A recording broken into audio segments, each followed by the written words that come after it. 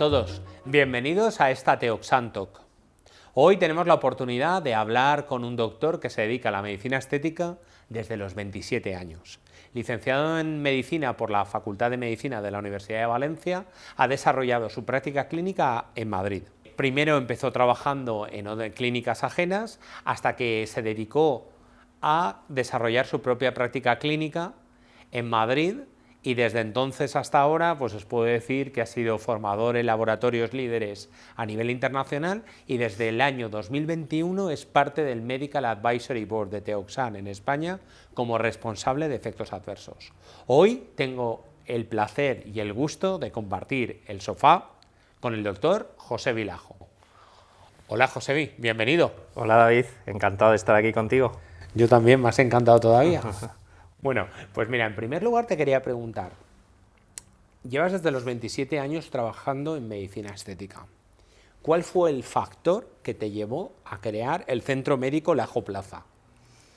Tu clínica. Mi clínica, esa es difícil, ¿eh? A ver, el factor fundamental fue el crecimiento personal. Es decir, yo tuve mucha suerte, creo que gran parte de lo que he conseguido en esta vida sí es trabajo mío, pero gran parte es haber estado en el sitio adecuado, en el momento adecuado. Y sin duda mis orígenes fueron así. Tuve la grandísima fortuna de empezar a trabajar con dos monstruos de la medicina estética, como eran Jesús Sierra y Julián Bayón Plaza, que de él me acuerdo todos los días y me seguiré acordando todos los días de mi vida porque le considero mi gran padrino en mi profesión. Y la verdad es que yo tuve la fortuna de empezar a trabajar con técnicas muy avanzadas y trabajar con los mejores, y probablemente una consulta de una exigencia máxima. Y eso a mí me generó un escenario de autoexigencia propio y de mucho trabajo, de mucha dedicación. Eso me permitió colaborar con gente de altísimo nivel y tener un nivel de exigencia en cuanto al tipo de paciente al que yo estaba asistiendo muy alto, muy alto, pero llegó un momento en el cual yo tenía la sensación de que para mi crecimiento personal tendría que fundar mi propio proyecto. Al final, no tener un proyecto propio siempre te acaba limitando un poquito en tu crecimiento, ¿no? Porque al final siempre estás dependiendo de una línea que la marcan otros, y a mí me apetecía verdaderamente marcar mi línea. Y esa fue la razón por la que formé mi propia clínica. Desde este tiempo que creaste tu clínica, bueno, ha habido revoluciones en el abordaje de los tratamientos, como el full face, como el diagnóstico, la teoría de los compartimentos grasos, las técnicas multicapa y la apertura de las redes sociales. ¿Dirías tú que todo esto, sobre todo las redes sociales, han modificado las demandas de los pacientes? Yo creo que todo, pero es verdad que haciendo referencia a redes sociales, yo creo que las redes sociales lo que han hecho es acercar mucho más un mayor número de pacientes a nuestras consultas, y sobre todo pacientes más jóvenes. Con lo cual creo que sí que las redes sociales han sido un momento de inflexión en nuestra evolución, en nuestra profesión, que verdaderamente han determinado una manera diferente de trabajar por parte de los médicos. La manera en la que nosotros comunicamos y la posibilidad de las redes sociales al final que nos dan a los médicos un contacto mucho más directo con nuestros potenciales pacientes. Y eso, como todo, tiene un lado muy bueno y tiene otro lado que también tenemos que cuidar muy mucho, y es que las redes sociales también nos pueden hacer una cierta banalización de nuestro trabajo. Y yo siempre en redes sociales siempre intento transmitir lo que transmito en persona: seriedad, trabajo, respeto y confianza.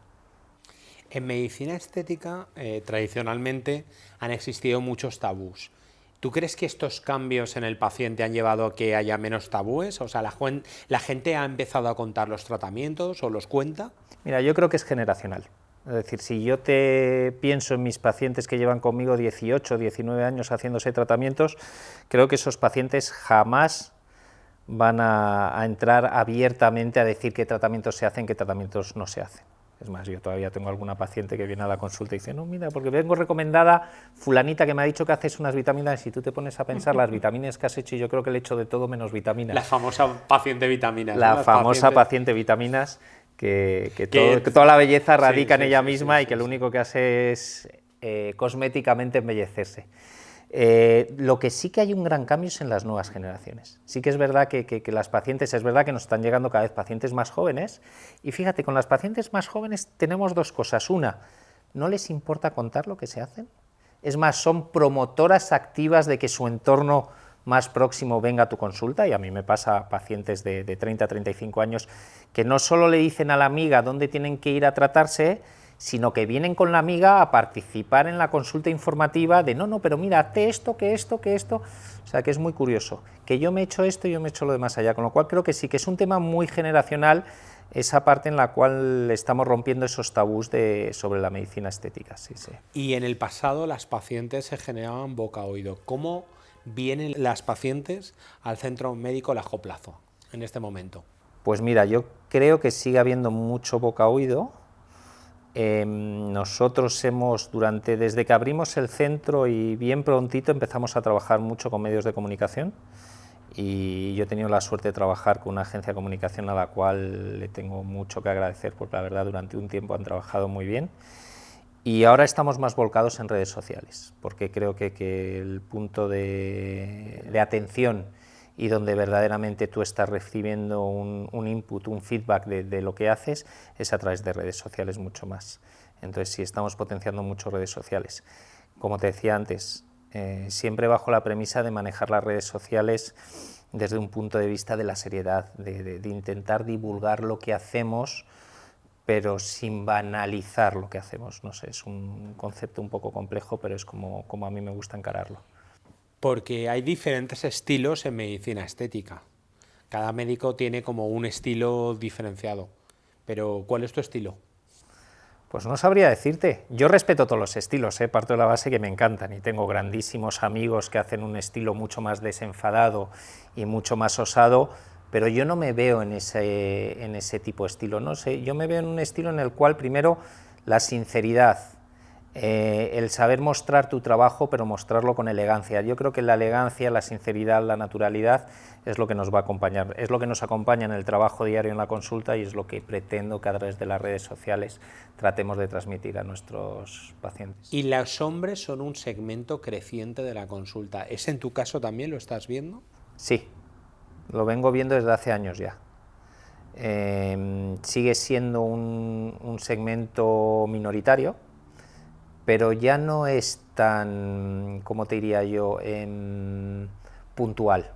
Es decir, tengo pacientes y además es divertido porque ya al principio los pacientes que yo tenía masculinos eran pacientes muy concretos que se dedicaban a trabajos muy específicos, solían ser gente joven, soltera, con un buen puesto de trabajo, con dinero para gastar, con una vida social muy sofisticada.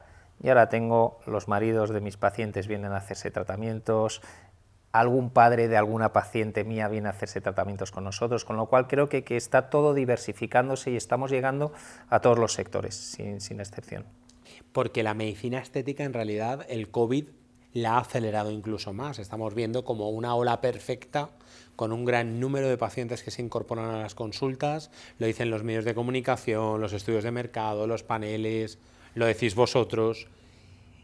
¿Crees que esto va a ser sostenible en el corto plazo y en el largo plazo? ¿Cómo ves el futuro de la medicina estética? Pues mira, no sé si va a ser sostenible o no. Creo que ahora mismo la medicina estética estamos en un momento excepcional. Yo que vengo trabajando casi, te quiero decir, desde la época de las cavernas. No hace falta que digas los años que llevas trabajando porque ya he dicho que empezaste con 27. Correcto. Pero no tiene nada que ver, es decir, yo creo que ahora estamos viviendo la era de la luz, entendida como la era de la luz, ese momento en el cual hemos aunado todo, hemos aunado técnicas sofisticadas, formación excepcional, nivel excelente de los inyectores, un reconocimiento social muy grande que permite que nuestras consultas cada vez vayan creciendo más y más, y lo único que tenemos que hacer es cuidar nuestro trabajo, respetar muchísimo a nuestros pacientes, creo que esto es fundamental, y no le auguro a la medicina del siglo XXI otra cosa nada más que grandísimos éxitos. Josebi, desde enero tú eres responsable de efectos adversos en Teoxan España. ¿Cuál crees que son las principales fuentes de problemas en tratamientos estéticos? ¿O cuál es la principal fuente de efectos adversos en medicina estética? Mira, yo creo que la mayoría, yo analizando todo lo que hemos ido trabajando todo este año, creo que una técnica cuidadosa y la asepsia marcan claramente una manera muy rápida y muy fácil de evitar los efectos adversos. Casi todos, yo me atrevería a decir que tienen que ver mucho con una mala técnica o con poco cuidado en la asepsia. Hay otros casos que evidentemente son coyunturales, que suceden y tienen que suceder, y la estadística está para cumplirla. Pero sí es verdad que una técnica depurada y una asepsia rigurosa va a evitarnos un montón de quebraderos de cabeza, sin ninguna duda. Porque, Josebi, ¿qué te llevó a ti a aceptar el puesto de responsable de efectos adversos? Pues mira, David, lo primero es una cierta sensación de responsabilidad, una cierta sensación de carencias propias. Es decir, he de decirte que a mí cuando se me planteó el proyecto, y que me lo planteaste tú además personalmente, me encantó la idea y ahí fue donde me conquistaste, porque verdaderamente si yo en aquel momento me dices qué parte o qué faceta de mi profesión sentía yo carencias en mí mismo, era gestión de efectos adversos. Y yo eso lo extrapolaba a la cantidad de médicos, y yo me consideraba que estaba dentro de un grupo puntero, por así decirlo, en la cabeza del pelotón. No me quería ni imaginar qué es lo que pasaba con los rezagados, o con los que acababan de empezar. Que verdaderamente, mira, los efectos adversos es algo que los médicos de medicina estética, por las particularidades de nuestra medicina satisfactiva, por la sensación de que uno piensa erróneamente que por tener un efecto adverso es que ha hecho algo mal. No, muchas veces los efectos adversos o los eventos adversos vienen y lo has hecho todo perfecto, no pasa por ahí. Pero sí es verdad que se ha dejado durante mucho tiempo de lado el hablar abiertamente de los eventos adversos y el recibir formación en eventos adversos. Todos queríamos saber cómo hacíamos el mejor full face, cómo reposicionábamos tejidos blandos, cómo dábamos soporte a nivel del hueso, cómo armonizábamos la cara. Ninguno queríamos saber cómo solucionar un problema de compromiso vascular, cuál era la mejor pauta terapéutica para tratar una nodulación. Todas estas cosas casi que las mirábamos de refilón, hacíamos un poquitín la técnica del avestruz, ¿no? Enterrábamos la cabeza en la arena y bueno, aquí que pase el temporal y ya veremos lo que pasa cuando asome. Y eso me motivó muchísimo. Y luego la verdad es que, sabes que yo venía de hacer formaciones y de enseñar técnicas de inyección y de hacer un montón de turnés por ahí formando a médicos, y yo creía ya cumplida mi tarea formativa, pero fíjate que con esto tuve la sensación de no, esto hay que hacerlo, y no ha habido nadie que se haya atrevido antes a plantearlo, y me apetece un montón participar en este proyecto. Y esas fueron las razones principales. Porque realmente el manejo de efectos adversos es como un marrón muy grande, porque realmente los médicos se enfrentan a los... O sea, yo recuerdo cuando empecé en medicina hace bastantes años trabajando en la industria, que me decían, producto sin efectos adversos no es un producto. Y muchas veces se olvida que esto es un acto médico. Los efectos adversos le ocurren a todo el mundo que inyecta, ¿verdad, Josebi? Hasta los mejores. Es decir, yo alguna vez dudo de la gente que te dice que jamás ha tenido un efecto adverso. Y a día de hoy todavía me encuentro ese tipo de conversación. Creo que tenemos que romper un poquitín el hielo los médicos y empezar a hablar sin tapujos sobre los eventos adversos, porque los eventos adversos no significan ni que nuestra profesión ni nuestra actividad sea peligrosa, ni significa que vayamos a ser malos profesionales. Significa que encaramos nuestra profesión abarcando todas las facetas y todas las caras de nuestro trabajo diario, ¿no? Creo que además, fíjate, mira, es difícil que te asocien a eventos adversos. Yo tengo mucha envidia de mis compañeros del advisory que hacen tratamientos y se dedican a embellecer a las pacientes, y todo lo que son alabanzas, como a Paula o como a Jorge, y joder, yo tengo que sentar a 200 médicos y empezar a hablarle de todos los peligros que acarrea su trabajo diario, y es duro, hay una parte de mi trabajo que verdaderamente te quedas diciendo, joder, macho. Sí, porque a mí me acuerdo cuando empecé también en este sector, en estética, me decían, tienes que hacer formaciones orientadas a que la gente tenga ganas de inyectar, y tú le quitas las ganas a cualquiera. Aparentemente, aparentemente, porque fíjate, luego, mira, en este transcurso de eventos adversos hemos tenido varios casos peculiares de pacientes que han tenido un evento adverso de los que yo llamaría de una cierta gravedad y que exigía una gestión muy precisa y muy rápida, es decir, o lo hacíamos y lo hacíamos bien, o si no las consecuencias eran mucho peores. Les hemos guiado en el camino, lo han hecho bien, y los pacientes han consolidado su confianza en su inyector. Es decir, son pacientes que estaban convencidos de que su inyector era la persona adecuada para poner en sus manos sus caras, pero después de haber gestionado el evento adverso, todavía están más convencidos de que ese es el inyector en el que tienen que confiar, incluso aunque vaya a suceder algo malo. Y me parece que eso es un punto importantísimo y que ese al final debe ser nuestra moraleja de todo este proyecto tan arriesgado.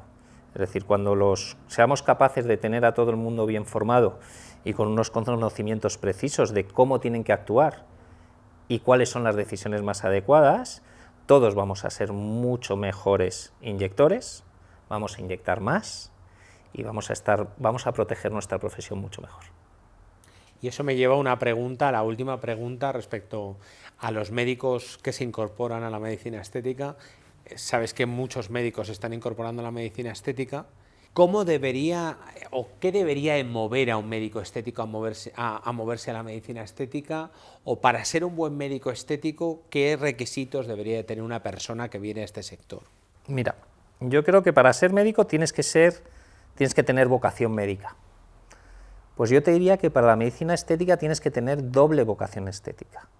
Es decir, tienes que tener tu vocación médica y tienes que tener una vocación muy clara de querer embellecer y tener muy claros los conceptos de la armonía, de la naturalidad, pero lo más importante es respetar a tus pacientes. Para mí creo que los médicos que están empezando en la medicina estética le diría respetar siempre a vuestros pacientes, respetar vuestro trabajo, respetar vuestra profesión, trabajar mucho y caminar despacio. Ese sería mi mensaje. Pues creo que me quedo también con lo de caminar despacio para los efectos adversos. Totalmente, totalmente. Y nada, totalmente. José, te quería dar las gracias por este Teoxan Talk.